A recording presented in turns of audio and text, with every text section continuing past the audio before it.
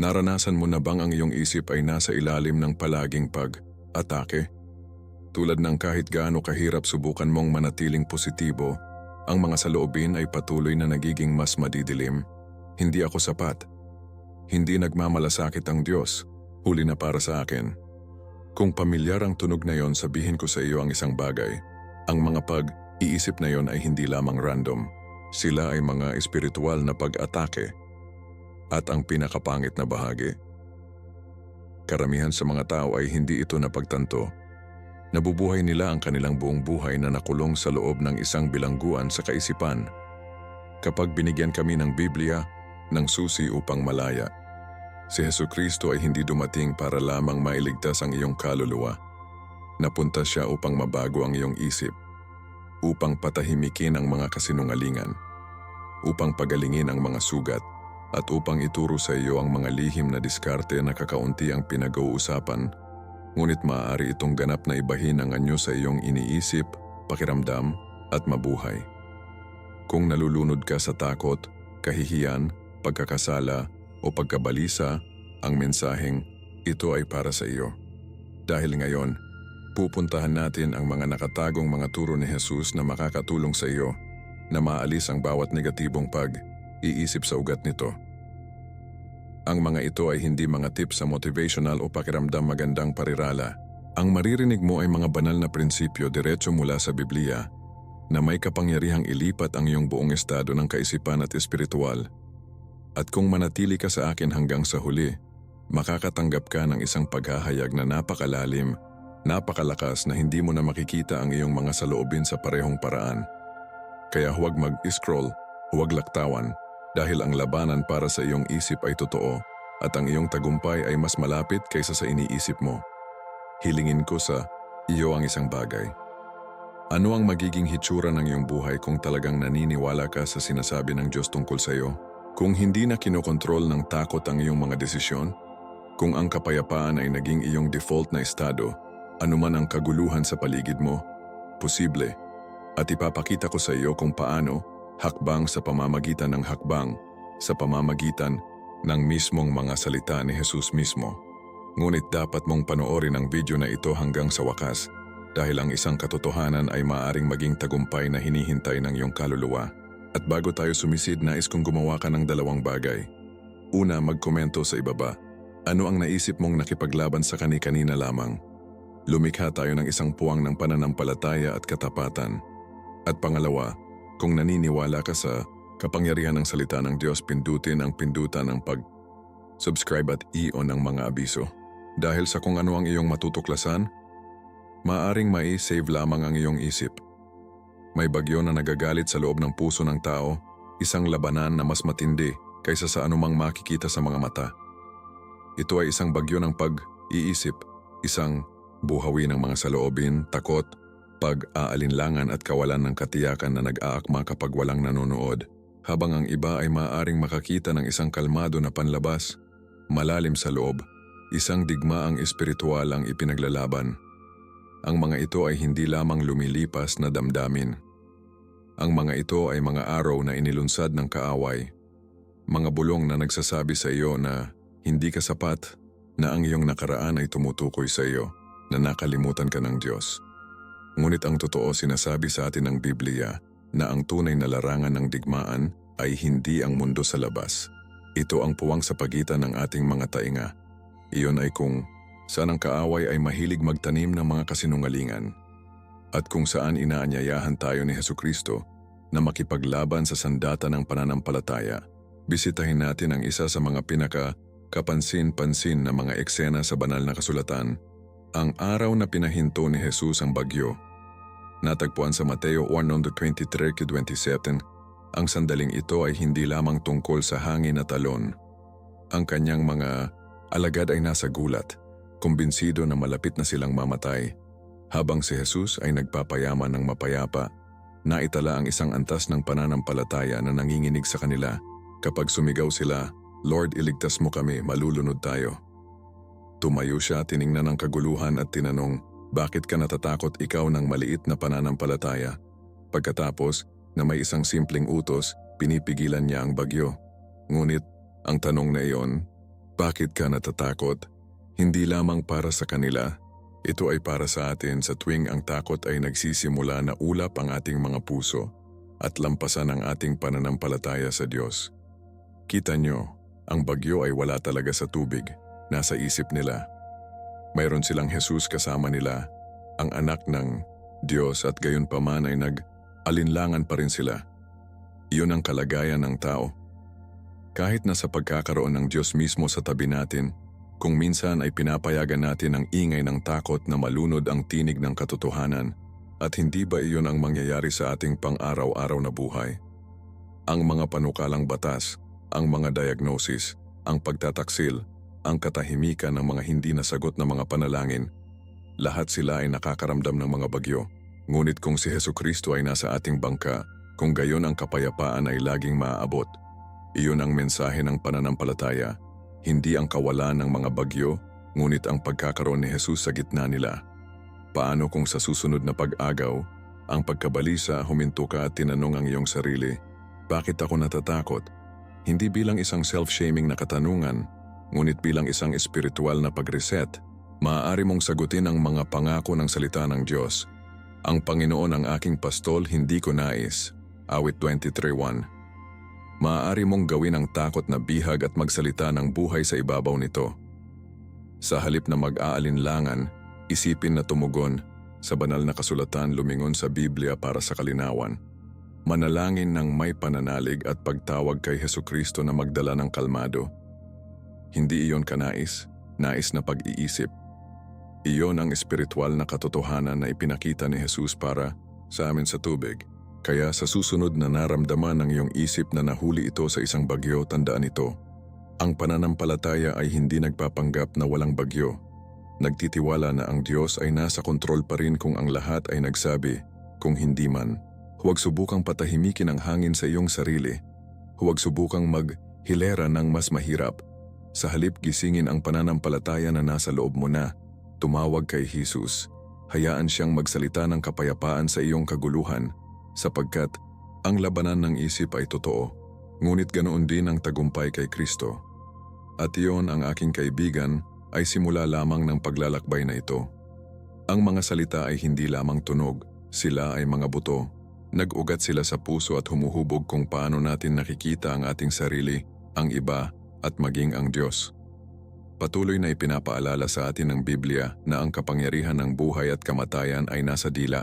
Kawikaan 18:21. Ngunit kung ano ang hindi napapansin ng maraming tao na ang ating mga saloobin ay nagdadala ng parehong espiritual na timbang. Ang tinitirahan natin ay nagiging kung ano ang pinaniniwalaan natin, at ang pinaniniwalaan natin ay nagiging kung paano tayo nabubuhay. Iyon ang dahilan kung bakit palaging tinutugunan ni Jesus hindi lamang ang mga kilos, ngunit ang mga hangarin kung ano ang nangyayari sa ilalim ng ibabaw. Sa kwento ng anak na babae ni Jairus, na natagpuan sa Marcos 5:35-36, dumating ang mga messenger at sinabi kay Jairus, patay ang iyong anak na babae. Iyon ang uri ng pangungusap na nagdurog sa isang kaluluwa. Ngunit tiningnan siya ni Jesus at nagsabi ng isang bagay na radikal, huwag matakot, maniwala ka lang. Hayaan ang paglubog nito. Hindi pinapansin ni Jesus ang katotohanan. Kinakaharap niya ito ng mas mataas na katotohanan. Sinabi ng takot, tapos na. Sinabi ng pananampalataya, ang Diyos ay nagtatrabaho pa rin. Hindi pinayagan ni Jesus ang sitwasyon na tukuyin ang kinalabasan. Hinayaan niya ang salita ng Diyos na mas malakas ang pagsasalita kaysa sa ulat ng tao. Iyon ay isang malakas na aralin para sa sino mang nakikipaglaban sa mga negatibong kaisipan ngayon. Dahil lamang sa iyong isip ay baha sa takot, hindi nangangahulugang kailangan mong sumang-ayon dito. Kapag ang mga saloobin ng kabiguan, pagkakasala o kawalan ng halaga ay gumagapang, hindi mo na kailangang aliwin ang mga ito tulad ng mga panauhin. Maaari mong palayasin ang mga ito sa katotohanan ng Biblia. Iyon ang ipinakita ni Jesus kay Jairus at sa amin. Maniwala ka lang. Ito ay simple, ngunit ito ay espiritual na pakikidigma sa pinakamataas na antas. Upang gawin itong mas personal, tingnan ang talinghaga ng alibughang anak sa Lucas 15. Ang nakababatang anak na lalaki, matapos na sirain ang kanyang buhay at nakakahiya sa kahihiyan, Iniisip ang kanyang sarili. Hindi ako karapat, dapat na tawaging anak mo. Iyon ay isang negatibong pag-iisip na nakaugat sa pagkakasala. At paano ang ama na kumakatawan sa Diyos respond? Tumatakbo siya sa kanya.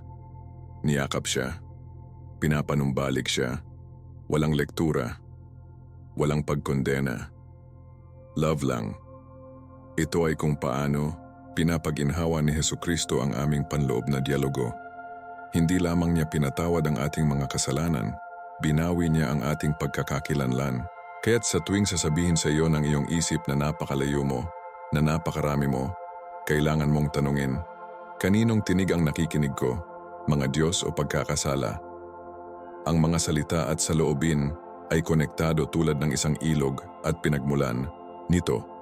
Kung ang mapagkukunan ay marumi, kung ang iyong puso ay napuno ng mga kasinungalingan, ang mga salitang dumadaloy ay magdadala ng kamatayan, pag-aalinlangan at kawalan ng pag-asa.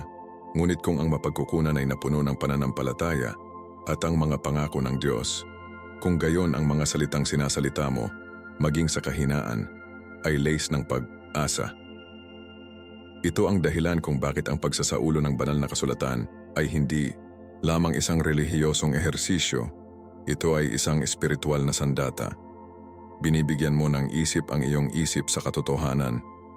At sa paggawa nito, inihahanda mo ang iyong espiritu na tumayo ng malakas sa gitna ng bagyo. Hindi lamang sinabi sa atin ni Jesus na magsalita ng positibo. Ipinakita niya sa amin kung paano maiangkin ang ating pagsasalita sa salita ng Diyos mismo. Kaya narito ang isang banayad ngunit malakas na hamon.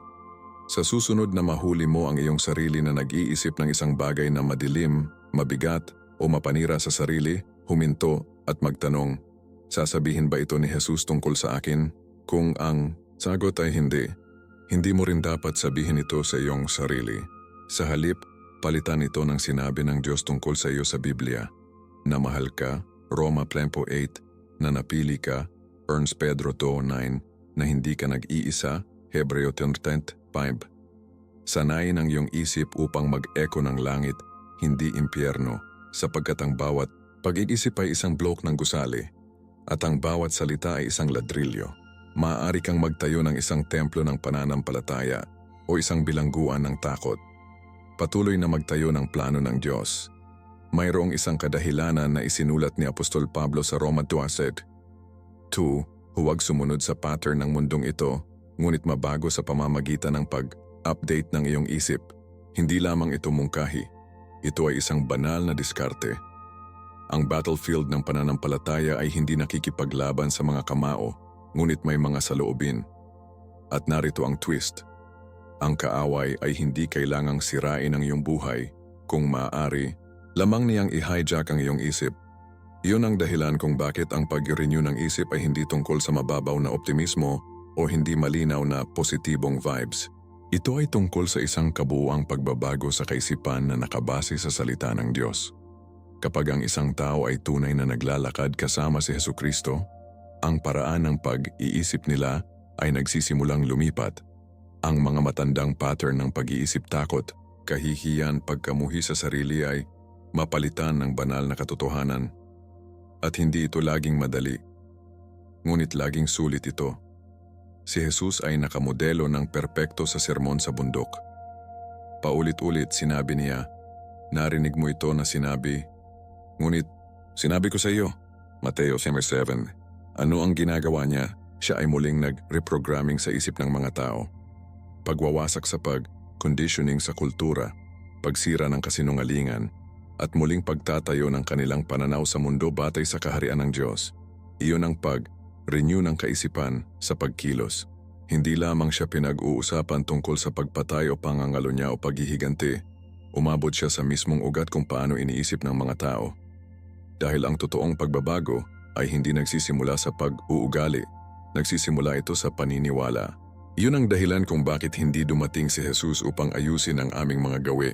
Dumating siya upang ibahin ang anyo ng ating mga puso, na kinabibilangan ng paraan ng iniisip natin, nakikita, at bigyang kahulugan ang katotohanan sa pamamagitan ng pananampalataya. Ngunit paano talagang binabago ng isang tao ang kanilang isip sa totoong buhay? Nagsisimula ito sa kamalayan. Hindi mo mai-renew ang isang pag-iisip na hindi mo alam. Iyon ang dahilan kung bakit ang journal, tahimik na pagmuni, at panalangin ay malakas na mga tool sa espiritu. Nagsisimula kang mahuli ang mga pattern, ang mga kasinungalingan, ang mapanirang mga loop. Pagkatapos harapin mo ang mga ito, hindi sa nais na pag-iisip, ngunit may katotohanan sa Biblia. Halimbawa, kung naniniwala ka na hindi ka karapat-dapat, pumunta sa Duwaran mga taga-Korinto Camp 17 at ipinahayag, "Ako ay isang bagong nilikha kay Kristo." Kung ang takot ay nangingibabaw sa iyong mga saloobin, tumugon sa 2 Timoteo 4:7, ang Diyos ay hindi binigyan ako ng espiritu ng takot. Ang Biblia ay hindi lamang para sa pagbabasa, para sa muling pagsulat ng iyong panloob na script. At tumatagal ito ng oras. Ngunit isipin ito tulad ng paghahardin. Ang isip ay lupa, ang mga salita ng Diyos ay mga buto. Hindi ka lamang maaaring mag-drop sa ilang mga taludtod at asahan ang magdamag na prutas. Kailangan mong gawin ito araw-araw. Damo ang mga kasinungalingan. Tubig ang katotohanan. Magbabad sa banal na kasulatan. Makinig sa mga turo na nagpapakain sa iyong pananampalataya. Palibutan ang iyong sarili ng mga tinig na nagbubunyi sa mga pangako ng Diyos, hindi ang gulat sa mundo. Si Hesukristo ay hindi nangangako ng isang madaling landas. Ngunit ipinangako niya na kasama niya, posible ang pagbabagong anyo. At ang bawat maliit na pag-renew ng pag-iisip ay isang hakbang patungo sa kapunuan ng kung sino ang nilikha sa iyo ng Diyos. Kaya kung ikaw ay pagod sa mga dating pattern ng nakakagising sa takot, pakiramdam tulad ng isang pagkabigo, nabubuhay sa ilalim ng bigat ng mga nakaraang pagkakamali, hindi man lang tumira, huwag sumunod. Sa halip, pindutin ang katotohanan. Ipakita sa iyo ang Diyos kung ano ang nakikita niya kapag tinitingnan ka niya. Hayaan ang kanyang salita rekram ang iyong katotohanan, sapagkat kapag ang iyong isip ay nagsisimulang magkahanay sa katotohanan ng Biblia, nagbabago ang lahat, ang iyong kalooban, ang iyong mga relasyon, ang iyong mga desisyon, ang iyong kapalaran. At hindi iyon teorya. Ang pagbabagong anyo nito sa paggalaw. Handa ng lumalim? Minsan ang isip ay parang isang bilangguan, hindi ba?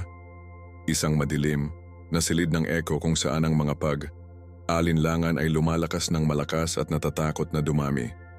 Ngunit hindi inilaan ni Jesus na maging isang bilanggo ka sa iyong sariling mga saloobin. Binigyan niya kami ng tunay, makapangyarihan, espiritual na mga diskarte upang labanan muli. Ang una ay matatagpuan sa Juan 8:32. Kung gayon malalaman mo ang katotohanan at ang katotohanan ay magpapalaya sa iyo. Ang kalayaan ay hindi nagsisimula sa pagbabago ng iyong mga kalagayan. Nagsisimula ito sa pag-alam ng katotohanan. At hindi lamang ang anumang katotohanan, ngunit ang katotohanan na nagmula sa Biblia nang direkta mula sa bibig ng Diyos. Kaya't kung nasasaktan ka ng mga saloobin tulad ng hindi ako mahal ng Diyos o walang magbabago, oras na upang ihinto ang pagsang-ayon sa mga kasinungalingan at simulang ipahayag kung ano ang sinabi ni Hesukristo tungkol sa iyo. Nang matukso si Jesus sa ilang Mateo 4, hindi siya nagtaltalan makipag-ayos o gulat. Tumugon siya na may 3 salita, nakasulat ito. Iyon ay kung paano niya tinalo si Satanas sa pamamagitan ng pagsasalita ng salita ng Diyos ng malakas. At kung si Jesus ang anak ng Diyos ay gumamit ng banal na kasulatan bilang kanyang pagtatanggol, kung gayon dapat tayo. Ang Biblia ay hindi lamang isang libro, ito ay isang tabak, Efeso 6:17. Kaya't kapag sinabi sa iyo ng iyong isip, mag-isa ka na, tumugon sa mga Hebreo 3:5, hindi kita iiwan o hindi ka makaya. Kapag naramdaman mong hindi mahal, magsalita ng Jeremias 31:3, sa walang hanggang pag-ibig na minahal kita. Kapag ang pagkabalisa ay humawak sa iyong puso, tandaan ang Jeremias 29:11, sapagkat alam ko ang mga plano na mayroon ako para sa iyo, ay nagpapahayag ng Panginoon. Plano na bigyan ka ng hinaharap at pag-asa. Ngunit narito ang lihim na karamihan sa mga tao. Hindi sapat na quote lamang ng isang beses sa banal na kasulatan. Kailangan mong magnilay dito. Ulitin mo ito. Hayaan itong magbabad sa iyong isip hanggang sa mapalitan nito ang negatibong script na tumatakbo ng paulit-ulit. Tulad ng hindi mo pagtagumpayan ang isang masamang ugali sa magdamag, hindi ka magbabago ng mga dekada ng nakakalason na pag-iisip sa isang araw. Ngunit araw-araw taludtod ayon sa taludtod, katotohanan sa pamamagitan ng katotohanan, ang iyong isip ay nagsisimulang lumipat. At iyon kapag ang kapayapaan ay nagsisimulang tumaas. Iyon ay kapag bumalik si Joy, hindi dahil mas madali ang iyong buhay, ngunit dahil ang iyong mga saloobin ay nakahanay sa isip ni Kristo. Uban mga taga-1 Corinto 2:16. Gayon din, huwag maliitin ang kapangyarihan ng panalangin at pagsamba. Ito ang mga espiritual na disiplina na nag-reset ng kapaligiran ng iyong isip. Kapag sumamba ka, pinataas mo ang Diyos sa itaas ng iyong mga kalagayan. Kapag nagdarasal ka, ibigay mo ang iyong mga takot sa isa na maaaring hawakan ng mga ito.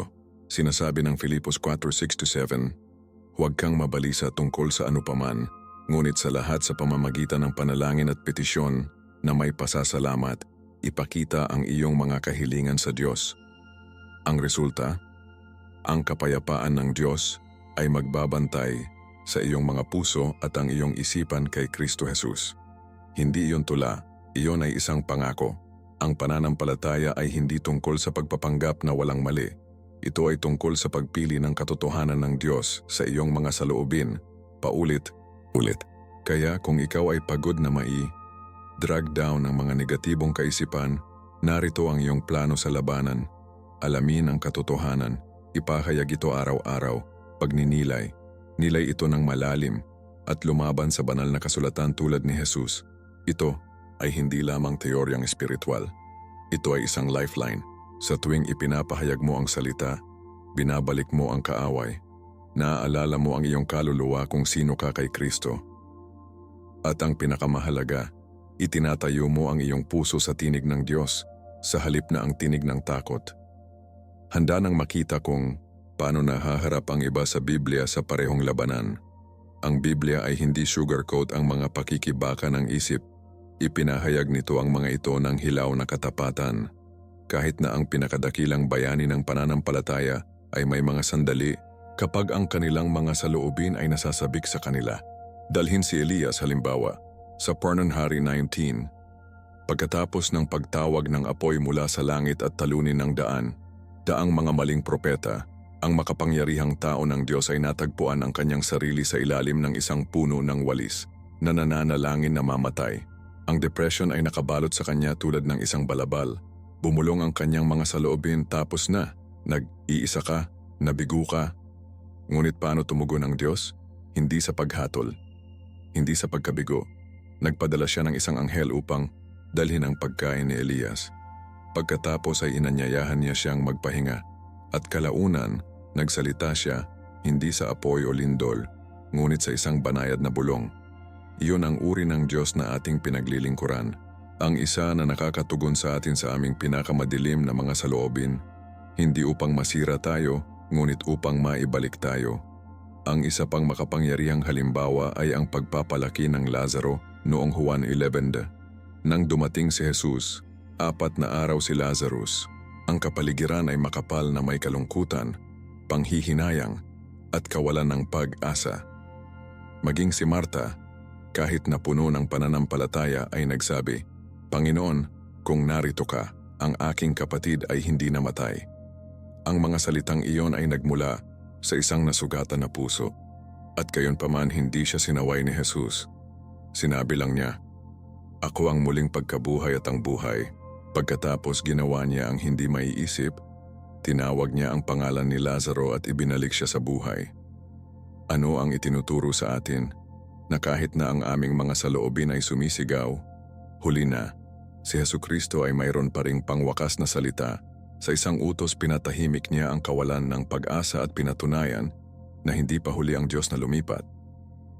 At ano ang tungkol sa hardin ng Getsemane?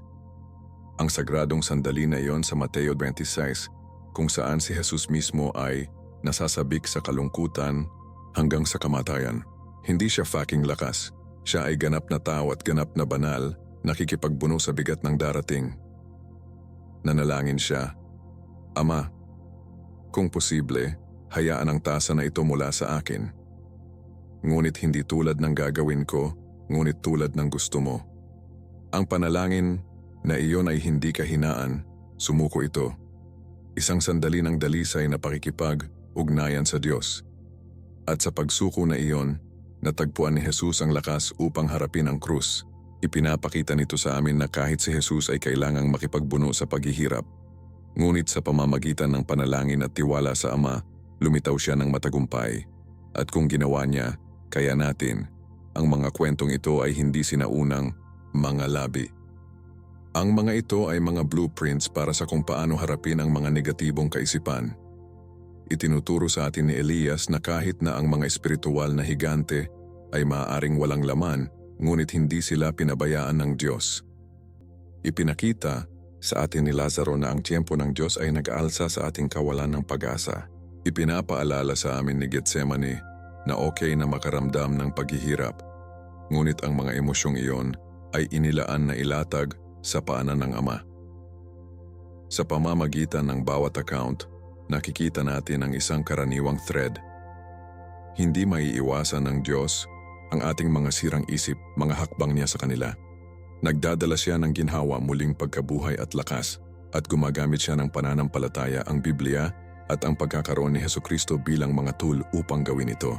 Kaya't kapag nahanap mo ang iyong sarili sa isang yungib tulad ni Elias, o nakatayo sa harap ng isang libingan tulad ni Marta, o pagpapawis ng dugo sa isang hardin ng sakit, tandaan, hindi ka nag-iisa.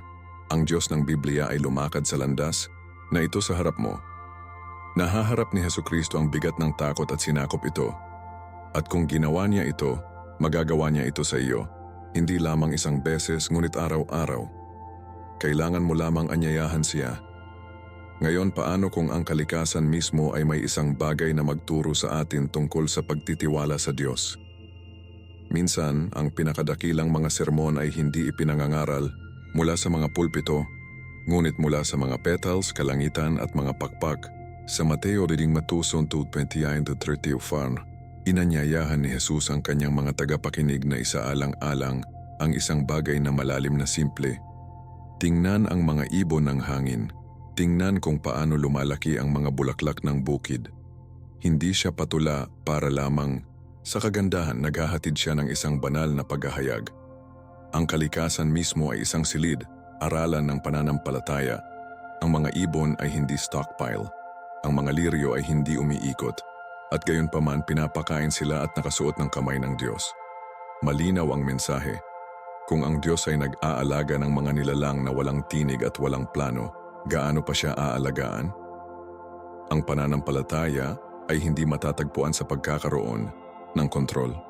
Natagpuan ito sa pagpapakawala, na nagtitiwala na ang iyong Ama sa langit ay palaging nanonood, palaging nagbibigay. Kapag sinabi ni Jesus, huwag kang mag-alala tungkol sa bukas, hindi niya tinatanggihan ang katotohanan ng mga problema. Tinutugunan niya ang ugat ng pagkabalisa, isang kawalan ng tiwala sa pagkakaloob ng Diyos. Ang negatibong pag-iisip ay madalas na nagmumula sa takot sa hindi alam. Paano kung mabigo ako? Paano kung mawala ang lahat? Paano kung hindi magpapakita ang Diyos? Ngunit sa gitna ng Mateo Barning, hindi binibigyan tayo ni Jesus ng isang formula. Binibigyan siya ng pananaw. Ang Diyos na gumawa ng universo ay nakakaalam kung ano ang kailangan mo bago ka magtanong. Mateo 6:8. Ang pag-aalala ay hindi magdagdag ng isang solong oras sa iyong buhay. Ngunit tiwala, ang tiwala ay nagdudulot ng kapayapaan. Iyon ang dahilan kung bakit sinabi ni Jesus, hanapin muna ang kanyang kaharian at ang kanyang katuwiran, at ang lahat ng mga bagay na ito ay ibibigay din sa iyo. Mateo 6:33. Ang kalikasan ay hindi stress. Ang mga puno ay hindi nagmamadali. Ang mga karagatan ay hindi gulat. Lumipat sila ng ritmo, pagkakaisa at layunin dahil sila ay nagpapatakbo sa ilalim ng pamamahala ng kanilang tagalikha. At ganoon din tayo. Ngunit ang mga tao, kasama ang lahat ng ating katalinuhan at pagpaplano, ay madalas na makaligtaan ang pagiging simple ng tulad ng bata. Iyon ang itinampok ni Jesus. Hindi na hindi tayo dapat magplano, ngunit hindi tayo dapat mag-alala. May pagkakaiba. Ang pag-aalala ay nagpaplano ng walang pananampalataya. Ngunit ang tunay na pagpaplano ay nakasalalay sa kumpiyansa na ang Diyos ay isang hakbang na.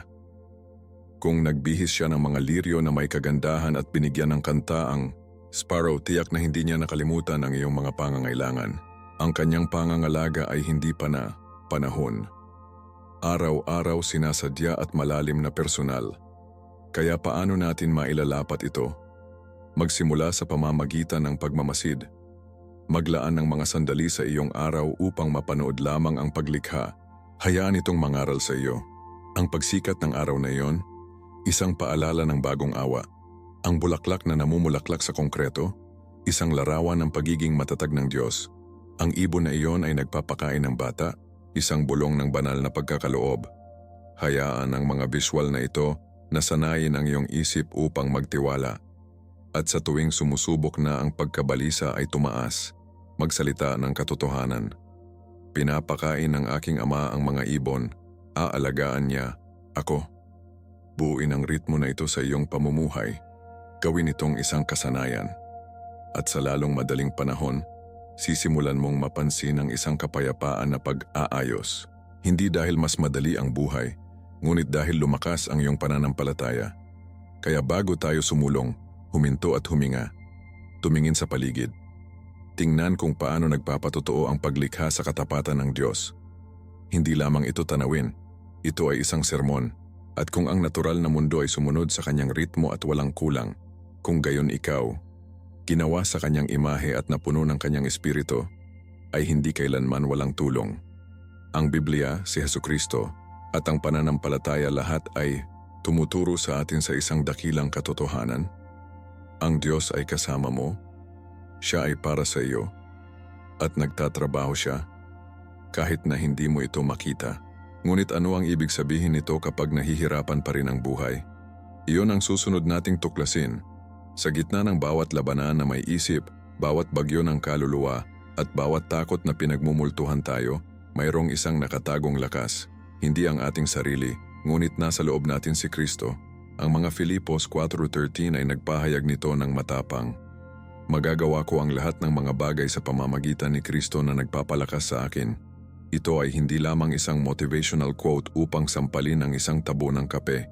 Ito ay isang espiritual na deklarasyon ng digmaan laban sa bawat pag-iisip na nagsasabing hindi ka makakaya. Ang totoo, sa sarili mo, baka hindi mo magawa. Ngunit kay Hesukristo talagang magagawa mo. Hindi ito tungkol sa pagsandig sa sarili, ito ay tungkol sa banal na pag-asa. Dahil kapag naubos ang iyong lakas, ang lakas ng Diyos ay pumapasok. Iyon ang kapangyarihan ng tunay na pananampalataya. Ito ay tumatagal ng iyong kahinaan at lumiliko ito sa isang platform para sa kaluwalhatian ng Diyos. Maging matapat, mahirap ang buhay.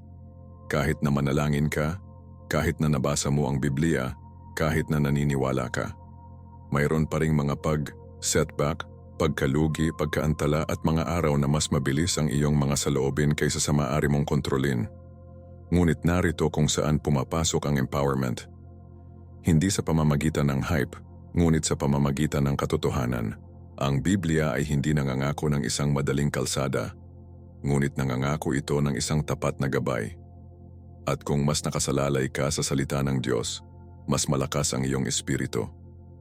Tulad ng isang kalamnan, ang pananampalataya ay lumalaki kapag nasubok ito. Kaya't kapag itinulak ka sa gilid, huwag gumuho, mas malalim. Alalahanin ang parehong espiritu na nagpalaki kay Jesus mula sa mga patay na buhay sa iyo. Roma 8:11.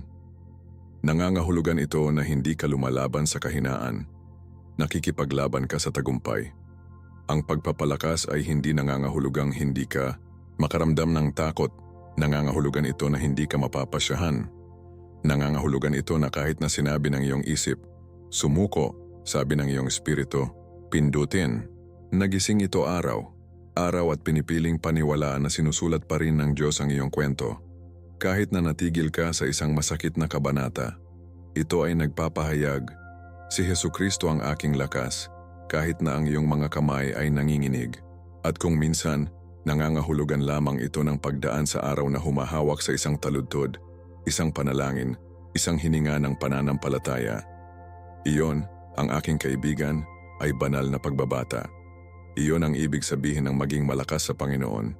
At huwag kalimutan, hindi mo sinadya na maglakad ng mag-isa sa paglalakbay na ito.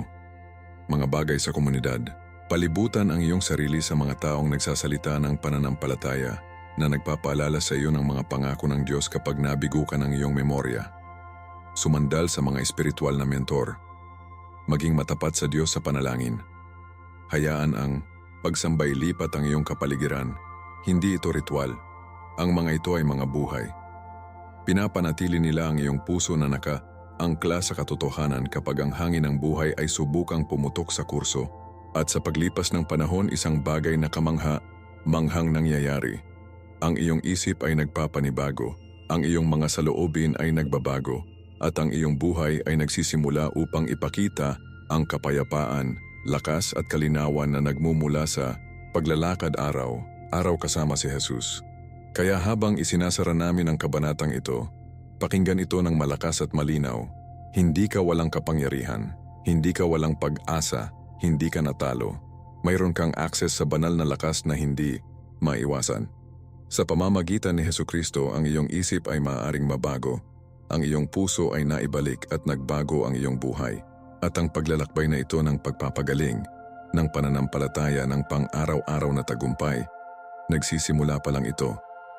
Handa nang matuklasan kung paano ito magkakasama sa isang makapangyarihang katotohanan.